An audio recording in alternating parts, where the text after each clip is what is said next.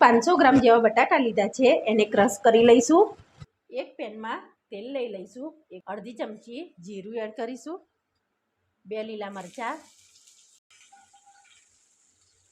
ઝીણી સમારેલી 2 ડુંગળી, 1 ચમચી લાલ મરચું, અડધી ચમચી હળદર, 1 ચમચી ધાણા જીરું, સ્વાદ અનુસાર મીઠું, 1 ચમચી ગરમ મસાલો, બટાકા ક્રશ કર્યા હતા એ એડ કરી લઈશું। માવો રેડી થઈ ગયો છે, તેમાં લીલા ધાણા એડ કરી લઈશું। સેન્ડવિચ માટે લીલી ચટણી બનાવી લઈશું। તો લીલા ધાણા 100 ગ્રામ લીધા છે, 3 લીલા મરચાં લીધા છે, સ્વાદ અનુસાર મીઠું એડ કરીશું। અડધો કપ પાણી લઈશું। ચટણી રેડી થઈ ગઈ છે। આ રીતે એક બાજુ ગ્રીન ચટણી લગાવી લેવાની છે।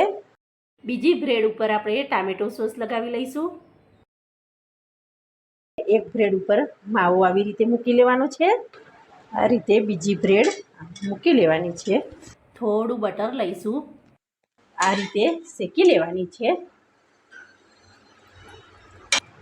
આપણું સેન્ડવિચ રેડી થઈ ગયું છે।